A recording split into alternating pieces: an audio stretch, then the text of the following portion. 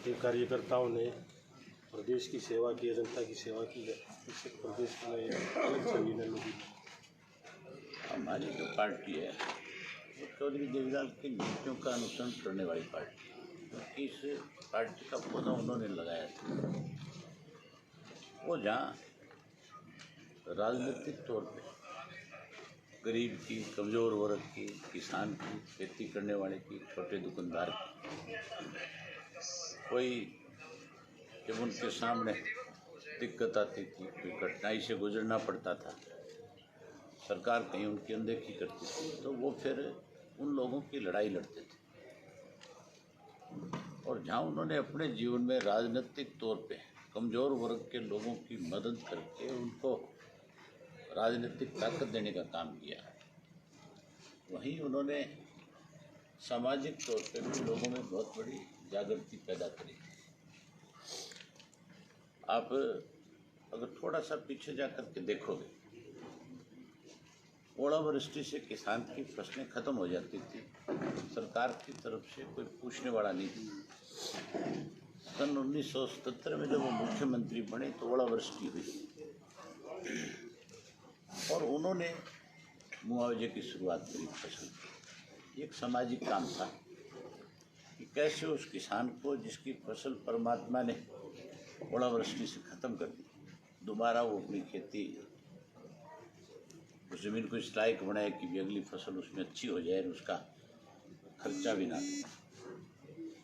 जहाँ उन्होंने ओलावृष्टि पे पैसे दिए, वहीं बुजुर्ग को मान सम्मान के रूप में पेंशन स्वरूप में, गरीब की बेटी जो खेत में काम करती थी, तो जब बच्चा पैदा होने वाला होता था, बच्चे को कैसे खुराक मिले,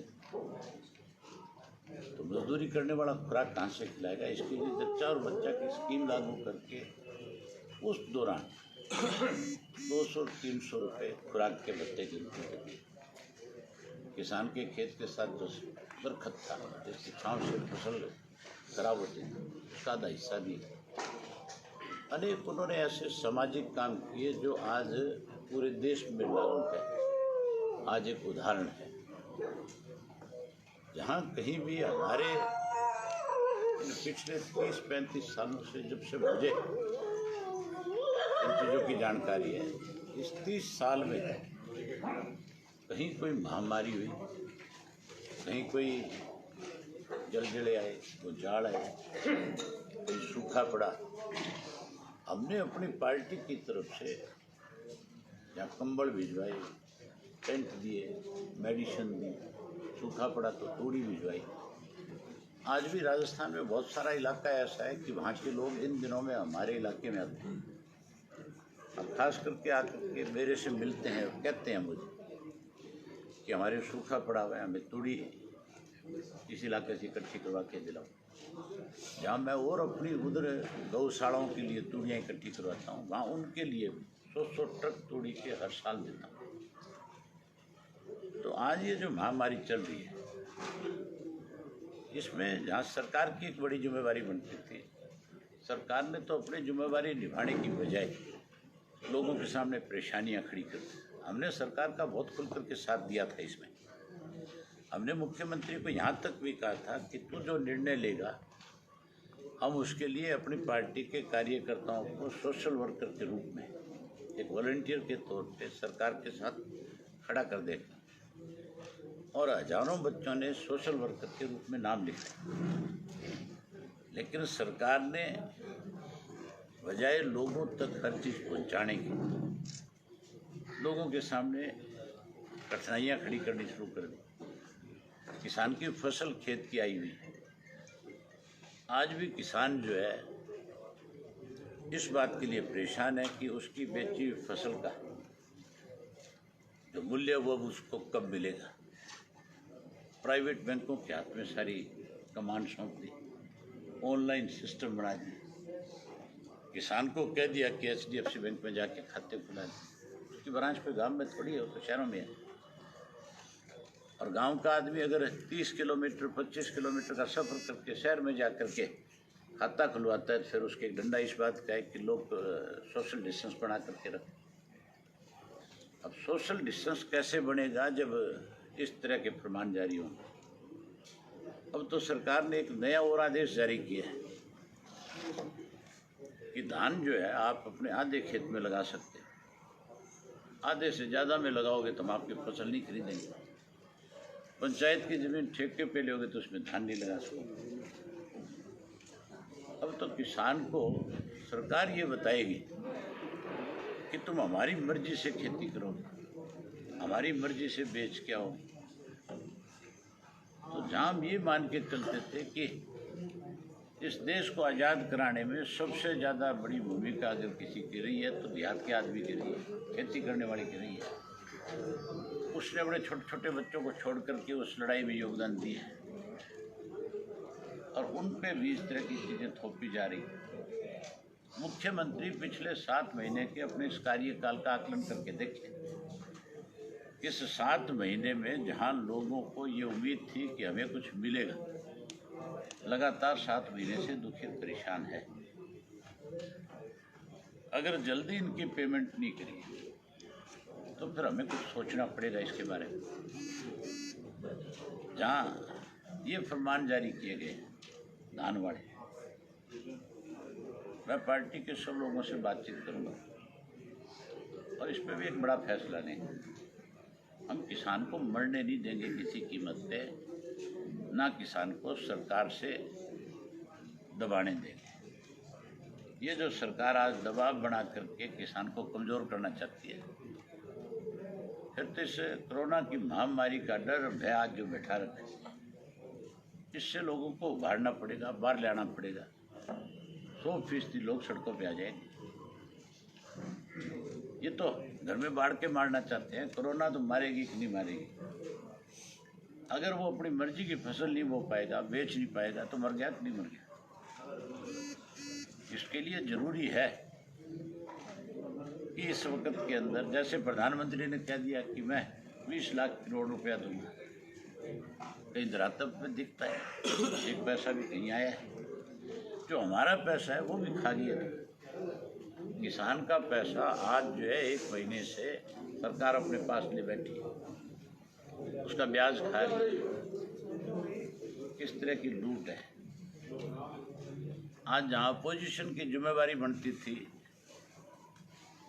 कि इनके लिए लड़ाई लड़ते, वो घरों में डूब के बैठे। कांग्रेस की हालत आज ऐसी है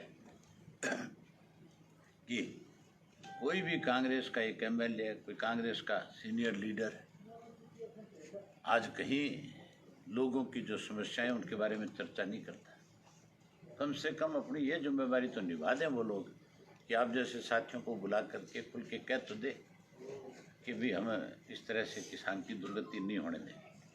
लेकिन सोच कांग्रेस की और बीजेपी की दोनों की एक जैसी है। उन्होंने कभी भी वोट तो लिया, वोट तो जात पात के नाम पे ले लिया, चौधर के नाम पे ले लिया, वोट तो ये कह के भी ले लिया इन्होंने कि भाई ये फलां गोत्र का है, गोत्र के हिसाब से वोट मांग ली। हमारा भाईचारा जब खराब हो रहा था, तोड़ा जा रहा था, ख़त्म किया जा रहा था, तब भी कांग्रेस साइलेंट थी, आज भी साइलेंट है। इसका मतलब कांग्रेस और बीजेपी दोनों मिलकर के मारना चाहती है। लेकिन हमारी पार्टी जो है चौधरी जयलाल की नीतियों की पार्टी है। हम किसी भी कीमत पे किसान के साथ नाइंसाफी नहीं होने देंगे। इसके लिए कोई हमें सख्त कदम उठाना पड़ा तो उससे परहेज नहीं करेंगे, वो भी उठाएंगे। सर, अभी आपने सरकार की बात की है, सरकार में एक गुटबाजी की बात की जाए बिल्कुल उभर कर सामने आ रही है। सरकार कहाँ है आप मुझे ये बताओ ना।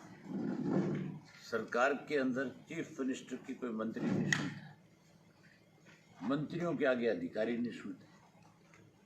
और अधिकारी अगर कोई आदेश दे देते हैं तो निचले जो लोग हैं उनसे क्लास 3 क्लास 4 के जो वो उनकी बात के अंदर अनदेखी कर देते हैं। हर मंडी के अंदर आज की तारीख में जो छोटे छोटे परचेजर बैठा रखे वो भी किसान को परेशान कर रहा है। वो भी ये कहता है कि तेरी गेहूँ गिल्ली है। गेहूँ कैसे गिल्ली होगी मुझे ये बताओ। मंडी में मुझे एक दफ़ा मेरे पास SMS आ गया कि मैं अपनी गेहूँ मंडी में ले आऊँ। अगर मैं अपनी गेहूँ मंडी में ले गया और बारिश आ गई तो उसकी जिम्मेदारी मेरी नहीं है। उसकी जिम्मेवारी सरकार की है, जिसने मुझे मैसेज दिया, चाहे वो भीगे और चाहे वो उसमें मिट्टी आए, तूफान आ करके, चाहे कुछ भी हो, फिर सरकार की जिम्मेवारी है कि उस गेहूँ को खरीदे और उस गेहूँ को अपने गोदाम में ले जा करके रखे। यहाँ तो उल्टा काम हो रहा है, गेहूँ धुल जाती है, उससे ले ली जाती है, जे फार्म बना दिया जाता है, बारिश आ जाए, कहते हैं गेहूँ तेरी है, भीग की ले जा तेरी वापस। तो आज किस तरह से किसान को परेशान किया जा रहा है। अगर सरकार होती तो फिर ये परेशानी नहीं होती। सरकार तो चौटाला साहब की थी कि गेहूँ का एक एक दाना खेत में से ले जाती थी सरकार थी। और हमारी जब सरकार बनेगी तो हम 100% इन सब बातों की इंक्वायरी भी कराएंगे। जहाँ इंक्वायरी कराएंगे वहाँ किसान का पैसा किसान तक पहुँचाएंगे, लुटेरों को जेल के पीछे भेजेंगे। अभी आपने चौटाला साहब का जिक्र किया ऐसा, तो चौटाला साहब ने एक बयान दिया था, गठबंधन की नहीं ठगबंधन की सरकार है। तो 8 महीने का जो कार्यकाल है, चौटाला साहब की बात कहाँ तक? चौटाला साहब की सारे बैठे पूछ ले, ठगबंधन है? गठबंधन तो हुआ करते हैं सत्ता में आने से पहले।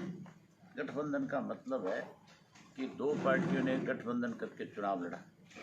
यहाँ तो चुनाव लड़ा जब तो एक दूसरे को गालियाँ देते थे, मरने मारने की बात करते थे, एक दूसरे की इंक्वायरियों की बात करते थे।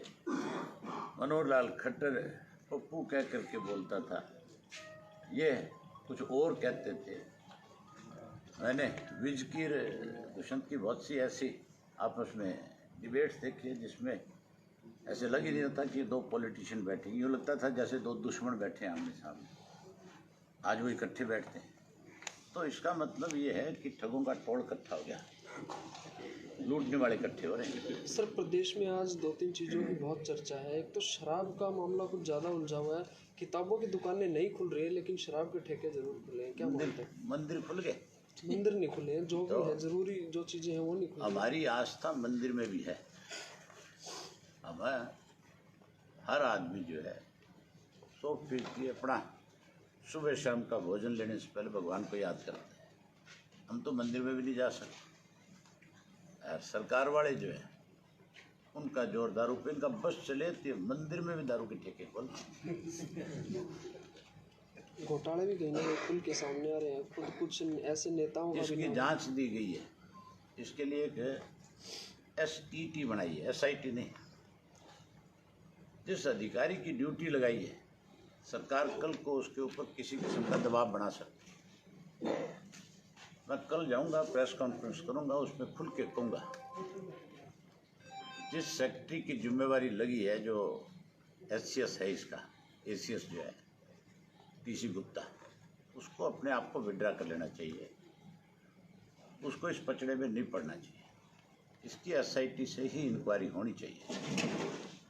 SIT इंक्वायरी करे और SIT के अंदर तीनों अधिकारी जो हैं IPS रैंक के लगे, वो इसकी जांच करें, ना कि थानेदार इसकी जांच करें। ना उसमें एक्साइज का आदमी हो और ना ही उसमें कोई अन्य डिपार्टमेंट का हो, IAS अफसर। इसमें तो सीधा सीधा 3 पुलिस के अफसर हो, एक चीफ मिनिस्टर फ्लाइंग सिक्योरिटी का होना चाहिए और एक अधिकारी कोई IG रैंक का दूसरा होना चाहिए।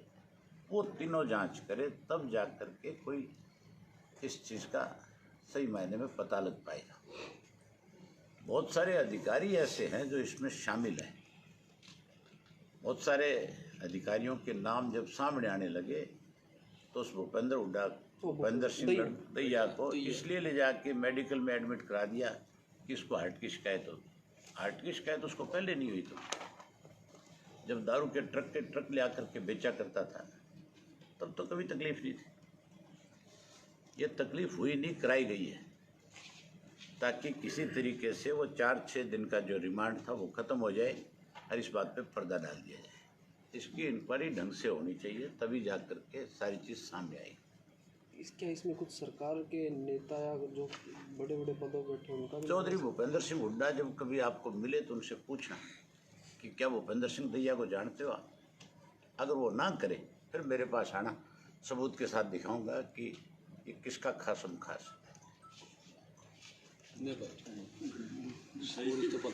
है।